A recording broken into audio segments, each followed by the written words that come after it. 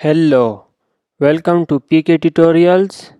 तो आज के लेक्चर में हम देखेंगे कि हम किस तरीके से फेवाइकन जो है वो यूज़ कर सकते हैं। ये आपके सामने नज़र आ रहा है, एक गूगल का है और ये मकबूल खान का है और ये पीके ट्यूटोरियल्स का है। तो हम यहाँ पे फेव आइकन का कैसे ला सकते हैं। ये जो इमेज होता है इसको फेव आइकन कहते हैं, जो टाइटल के साथ नज़र आता है। तो मैं यहाँ पे दो तरीक़ों से बताऊँगा आपको कि हम किस तरीके से फेव आइकन को लगा सकते हैं। तो ये मेरे पास एक सिंपल सा HTML का स्ट्रक्चर है। तो मैं यहाँ पे दो तरीके से आपको बताऊँगा कि किस तरीके से हमने इसको यूज़ करना है। सबसे पहले अगर आपके पास कोई आइकन मौजूद है, फॉर एग्ज़ाम्पल यहाँ पे मेरे पास एक आइकन मौजूद है pk.ico। ICO यानी आइकन। इसकी जो टाइप है वो है .ico, जैसे .png होती है, .jpg होती है, इस तरह और भी जो है इसी तरीके से। अब इस आइकन को जो pk के नाम से आइकन है, तो अगर हमने आइकन को आइकन के तौर पर यूज़ करना हो तो उसके लिए हम क्या करते हैं। उसके लिए हम यहाँ पे राइट कर लेंगे, हेड से ऊपर लिंक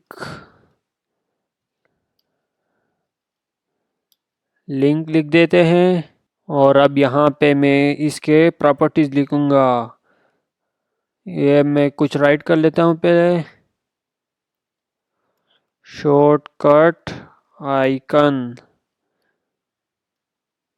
और फिर आगे इसका href दे दूँगा।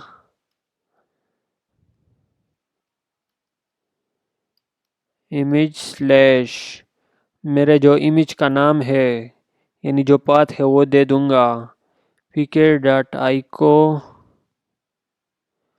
और यहाँ पे इसका टाइप दे दूँगा equal to image slash x minus icon.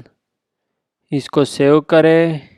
अब मैंने यहाँ पे क्या क्या किया है, यहाँ पे मैंने लिंक दिया है पहले, इसके बाद मैंने रिलेशन दिया है इसका शॉर्टकट आइकन आपने देना होता है फेव आइकन के लिए, और यहाँ पे href मैंने यूज़ किया है यानी कि उसका पाथ दिया है, और उसके बाद मैंने टाइप दिया है image slash ix minus icon.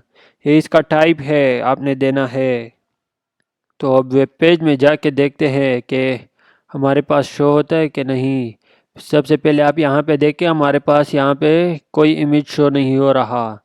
जैसे ही मैं इसको रिफ़्रेश करूँगा तो ये देखें हमारे पास एक फेव आइकन आ गया, यानी कि एक इमेज शो हो गया।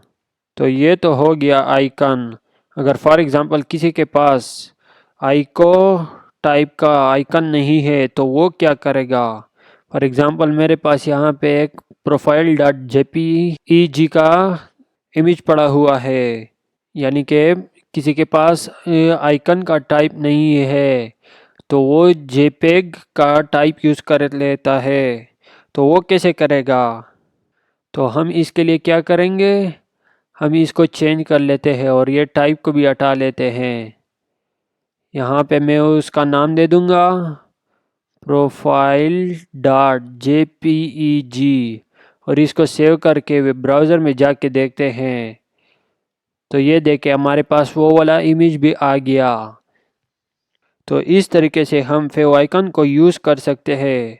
अगर इमेज हो या आइकन हो, कोई भी हो, उसको आप फेव आइकन के तौर पर इस तरीके से यूज़ करते हैं।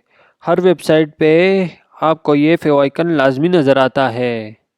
ओके। कंप्लीट लेक्चर से रिलेटेड कोई भी क्वेश्चन हो तो आप कमेंट करके पूछ सकते हैं।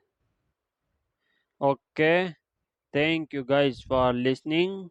Don't forget to like and subscribe our channel and share the video.